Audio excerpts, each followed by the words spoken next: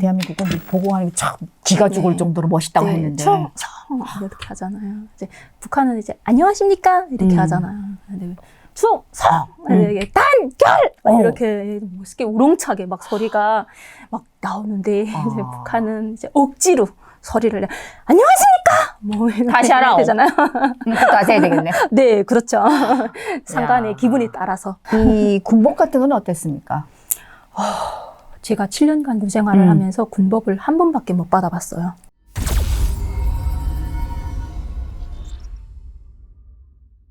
야. 그리고 입대할 때 주는 군복이 굉장히 색깔이 예뻤어요.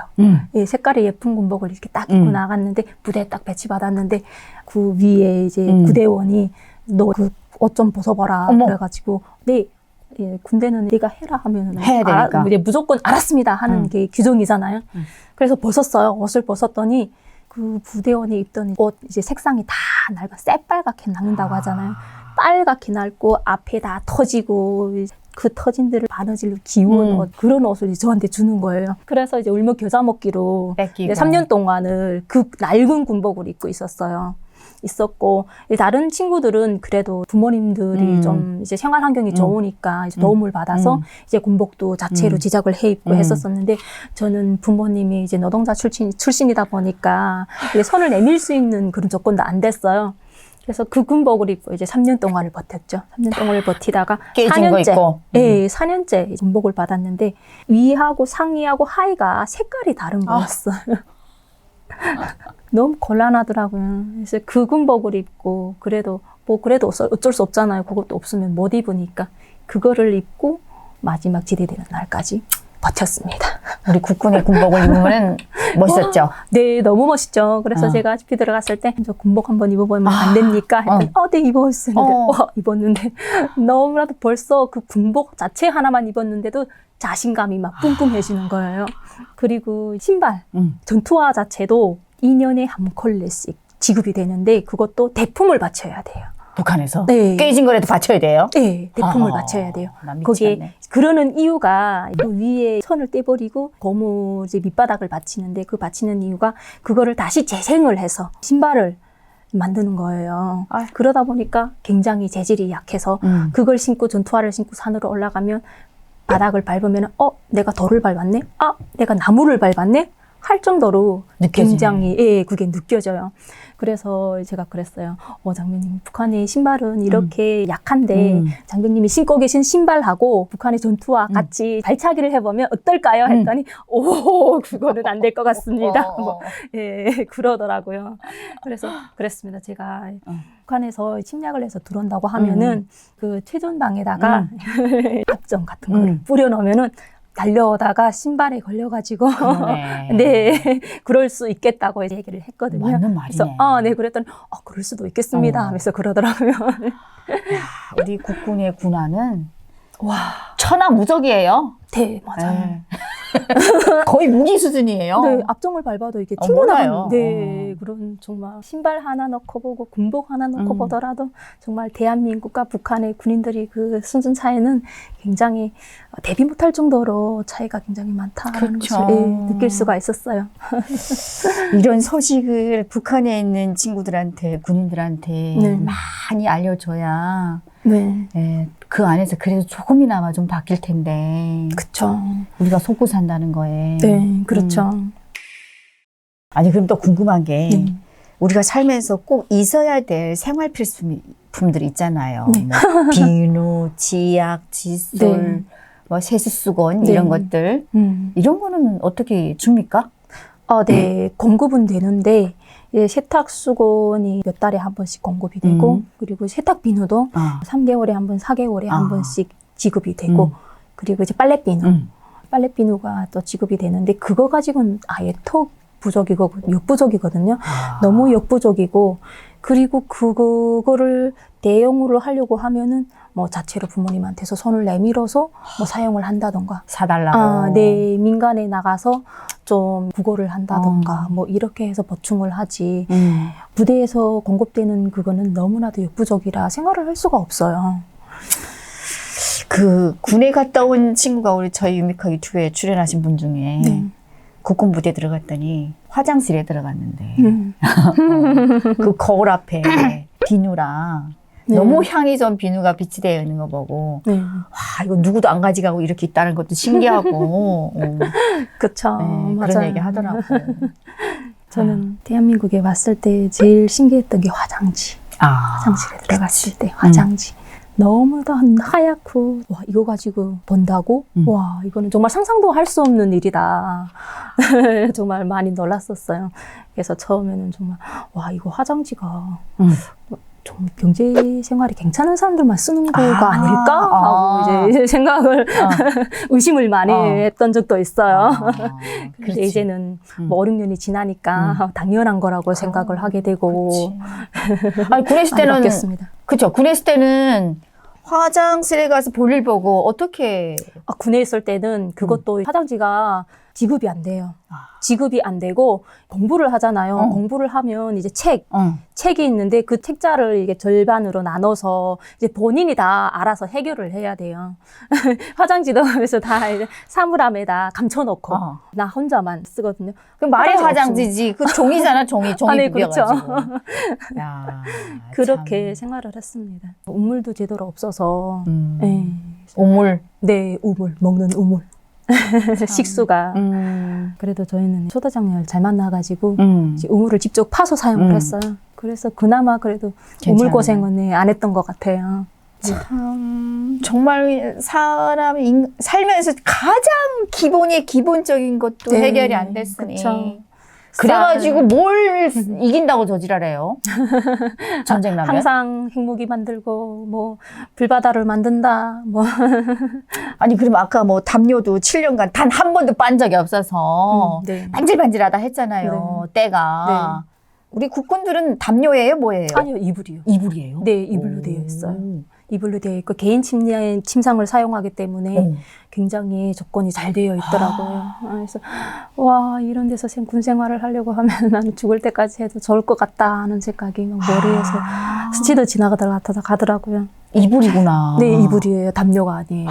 이불 같은 경우는 겨울에도 춥지를 않잖아요. 근데 북한은 담요다 보니까 겨울에는 굉장히 추워요. 그래서 이제 한 사람당 하나씩 담요가 지급이 되는데 겨울에는 2개를 해가지고 2명이서 이제 동침해서 자는 거죠. 거꾸로 앉고 추우니까. 네. 2개를 겹쳐서. 네, 겹쳐가지고 그래야 그나마 추운 거를 조금 막을 수 있으니까. 네, 그렇게 하면서 생활을 하다 보니까 군대를 갔다 오면서 좀 많은 병도 얻었고 그리고 아픈 부분이 많았던 것 같아요. 아니 그럼 지금 우리 현아 씨가 통신부대라고 했잖아요.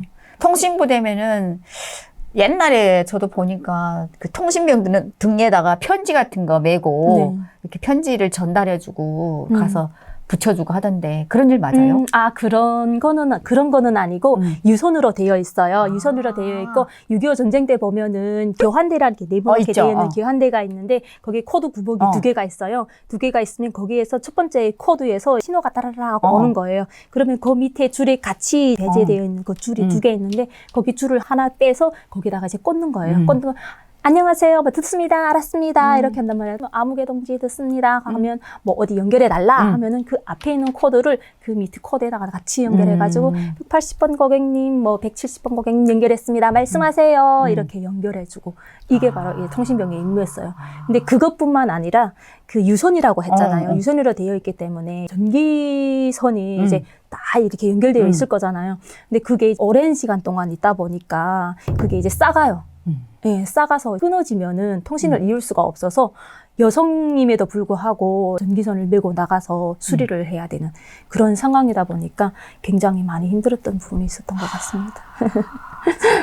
아직도 그러니까 아날로그식으로 서로 이렇게 통신이 된다는 거잖아요. 우리는 다 무선으로 다 되어 있는데 아직도 거기는 이제 옛날 방식으로 해가지고 쓰고 있다는 그 자체가 정말 너무나도 충격을 줄 수 없는 부분인 것 같습니다. 참 우리 대한민국 와가지고 꼬맹이 초등학생도 다 핸드폰이 있는 거 보고 놀랐겠어요. 북한에는 놀랐어요. 군대도 핸드폰이 없는데. 네, 집에서 있을 때 저희는 이제 못 살았기 때문에 이제 핸드폰이 없었어요. 핸드폰이 없다가 대한민국에 딱 도착을 했는데 이제 핸드폰을 개통을 했어요. 하나 개통을 했는데 쓸 줄을 몰라요. 이제 사용할 줄을 몰라가지고 이거 어떻게 사용을 해야 되는지 전화밖에 할 수가 없는 거예요. 그래서 길 가는 그런 분한테 이게 사용법을 좀 알려달라고 그랬거든요. 근데 그분이 한참 이렇게 보시더니 자세하게 알려주시더라고요. 좀 이상했나 봐요. 저 사람 보는지 외계인인가? 어디서 오나? 외계인 같이 생각한다는 말이 맞죠. 왜냐면 젊었잖아요. 아, 네. 굉장히 젊은 나이에도 불구하고 핸드폰을 다룰 줄 몰라가지고. 아, 네. 그래서 되게 이상한 눈길로 보시더라고요. 그래도 이상한 눈길 보시면서도 이제 차근차근 알려주시더라고요. 근데 그때를 생각하면 너무나 지금 얼굴이 뜨거워서. 아니, 지금 그 얘기하니까 제가 아는 동생이 하던 얘기가 기억이 나가지고 커피숍에 딱 갔는데 하나원 나오고 바로 다음날 누가 데려간다고 이제 커피를 이렇게 쫙 대접을 시켰는데 커피 가면은 그 대기 이거 주잖아, 진동벨. 네, 그쵸, 그쵸. 아, 이 친구가 혼자 두두고 데려온 친구는 화장실에 간 거예요. 가만히 앉아있는데 진동벨이 울리더래. 아, 깜짝 놀랐어요. 얘 거기 전화한 줄 알고 탁 잡고 여보세요? 여보세요? 네, 말씀하세요. 진동벨. 여보세요, 말씀하세요. 그것도 전화한 줄 알고 본 적 있어야지. 네, 그렇죠. 그럴 수밖에 없죠. 맞습니다. 우리가 우리 탈북민들이 대한민국의 이 신문물을 경험하는 과정에 그쵸. 정말 많은 에피소드가 있거든요. 네. 그래, 우리 현아 씨가 군복무 7년간을 그렇게 부대 생활을 하다가 특히 이게 군에 갔다 온 사람들은 이 세뇌가 그냥 사회 사람들보다 더 깊숙이 뿌리 박혀 있거든요. 네, 굉장히 잘 되어 있어요. 그렇죠. 네. 근데 어떻게 돼서 우리 한국까지 오게 됐어요? 이제 저는 군 생활을 할 때도 세뇌를 많이 당하기는 했지만 저는 어려서부터 부모님들이 출신 성분 때문에 굉장히 힘들었던 부분이 있었어요. 그래서 세뇌를 받으면서도 항상 불신감 같은 게 제 마음속에 자리를 잡고 있었어요. 그래서 군 생활을 다 마치고 집에 왔는데 집에 와서도 뭐 군복무에 대한 긍지와 자부심이 굉장히 높잖아요. 높음에도 한쪽으로는 아무리 내가 군대를 갔다 왔고 타이틀이 좋다고 해도 출신 성분이 안 되기 때문에 나는 발전할 수 있는 그런 아예 제로였어요.